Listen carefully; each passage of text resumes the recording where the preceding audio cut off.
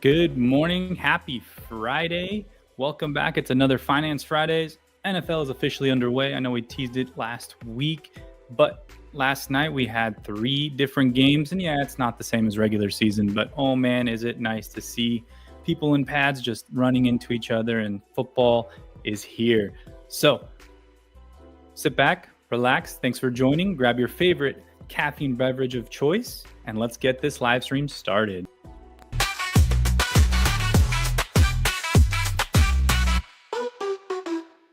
It's Finance Friday, I sure in the spot, talking loans, home deals, giving all I got. Rates, hacks, facts, yeah, we keep it real. From first homes to refis, helping you seal the deal. Mortgage talk, but we make it fly. No jargon, just the truth, I'll tell you why. Finance Friday, get your questions in. With the Sure on the mic, let the answers begin.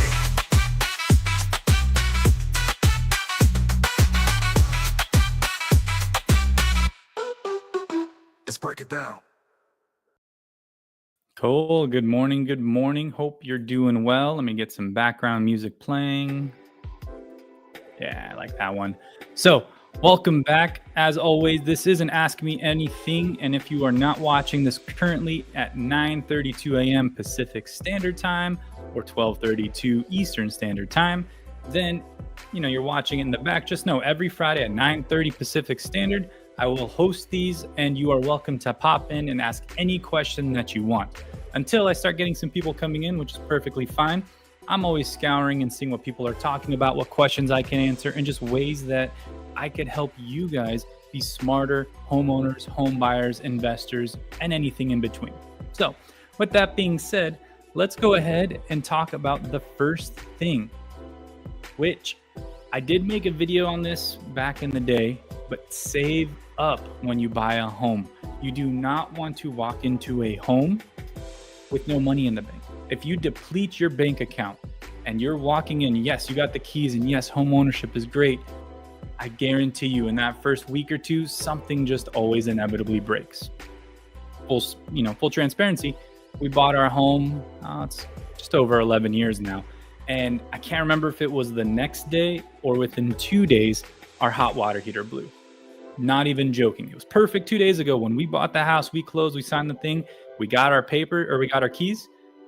Everything was good. 2 days later, water everywhere in our garage. So things do break. Things will break. Things will go bad. And even if they were working 2, 3, 4 days ago, when you walk into that home, it's all on you. So you do not want to deplete your bank account when you go into buying a home. Now, your mileage may vary, so take that for what you will. But the wise thing to do is to have a nest egg walking into the home. So when things do happen, you're not now stressing about it.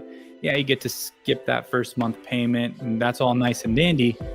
But you're probably going to have some things that pop up that you were not expecting, right? And you don't want to have to sit on the floor for 3-4 months just because you weren't expecting things to go wrong, and now you don't even have money for a couch or a chair or something like that. So first thing I do want to emphasize, make sure you have a savings account built up before walking into the home, right? How much is up to you? Obviously, it's going to depend on your lifestyle, what you're hoping for, what's the house like, are things under warranty or not, and then plan accordingly. And if you don't know where to start, you don't know how to do that, come talk to me, talk to any loan officer and plan that out. You don't want to walk in already just living paycheck to paycheck. And that kind of leads me to the second point. Buy within your means. I can't remember if this was talked about in the last live stream or if I did make a video on it. Everything's starting to blur together, to be honest. But just because you can qualify for that $500,000, $600,000, $700,000 home because you make enough according to the bank, remember what the bank cares about and what's actual reality are two different things. You might be able to afford the $600,000 house, but you might not actually be able to afford. What do I mean by that? Well, your mortgage payment, you just might be barely scraping by. But if anything changes, like I said, if you don't have that savings and now you're dipping into future income to cover some things that popped up, now that mortgage you were barely affording, now you're stressing about it. And the whole point of home ownership is not to add an additional stress. Home ownership is stressful, right? Not terribly, but it could be if you don't plan for it. And it shouldn't be putting you in a position where now you're more stressed, things are tighter, things are worse off than when you were renting. The whole point of home ownership is for financial freedom eventually.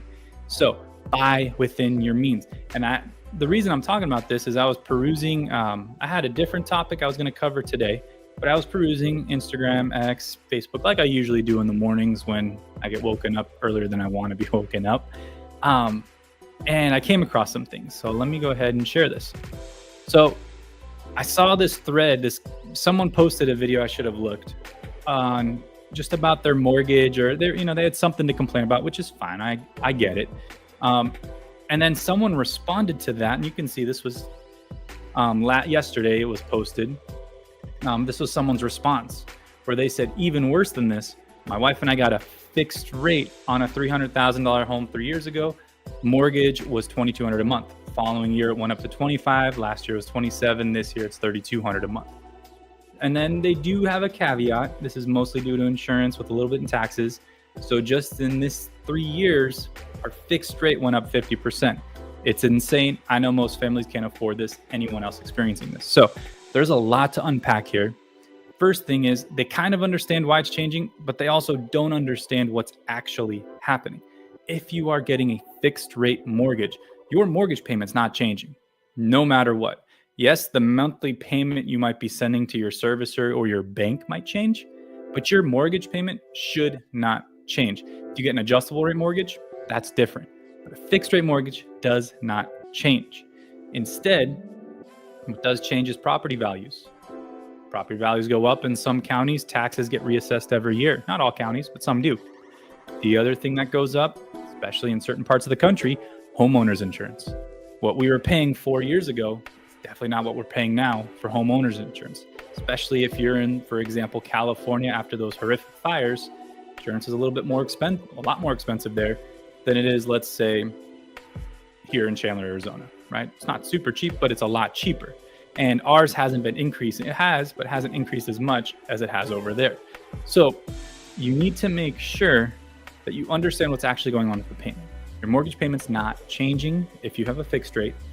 The other things, which they do kind of talk about briefly, right, due to insurance with a little bit in taxes, but then they quickly shifted back because they're probably trying to get clicks, and it worked. I have 150,000 views on this tweet.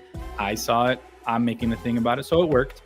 But it's not, they're trying to quickly go back to, the evil bank, the evil mortgage. No, they just had a decision where things, and it could be on them too, you never know the situation, but their insurance shot up. Like that's $1,000 in 3 years a month is not nothing. So there's more to this story is all I'm trying to say. But no, the payment didn't go up. The insurance did and taxes did. Here's another one. My current home started with $1,300 a month. Thanks to increasing property taxes, it's now $1,800 a month, and their interest rate is 3.5%. This was on that same thread. I was just going through and picking out some things that I saw that were intriguing, and I was like, I can build off of this. So once again, I don't know, they didn't really say when they bought and how they did, but in the matter of 3.5% rate, so they either bought late, 2022 or mid 2022 or before COVID and then just never refinanced, $500 a month is not nothing. That means their property taxes shot up over $6,000 a year. And in some counties that are experiencing something significant growth, that's well within reason to happen. And then I saw this gem, and this right here is gold. And this is kind of the premise of what I'm hoping everyone takes away. Let's read through this. When I first got the loan for my home, my monthly payment, including escrow, was $1,884. As of now, I'm paying $2,021 with escrow. I have a 30-year loan at 5 3/4. Bought my home in May of 2023. The increase in monthly costs is due to rising property taxes and homeowners insurance, both of which keep adjusting as my home value increases. Good information there. Now, don't get me wrong. I could have gone big like some people.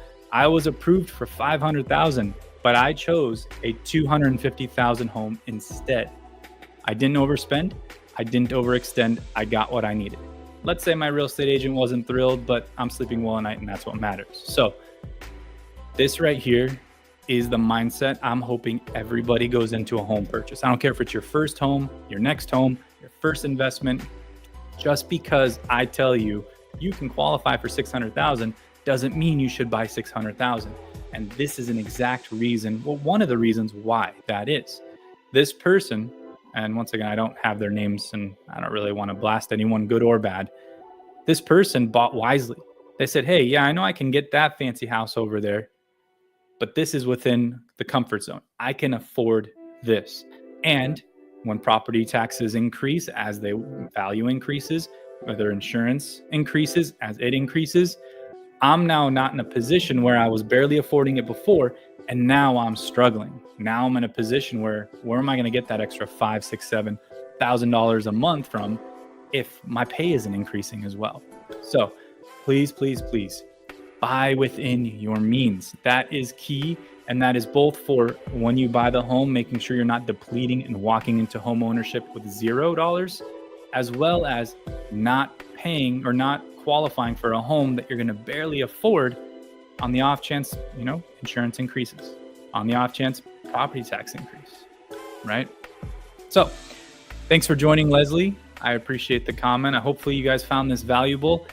As always, 9:30 a.m. Pacific Standard Time, I will be here. You're welcome to join. If you have questions you want answered, feel free to hop in live. Like I said, every night I'm on Facebook, LinkedIn, Twitter, X, or Instagram. You can comment on any of those and I will see it pop up.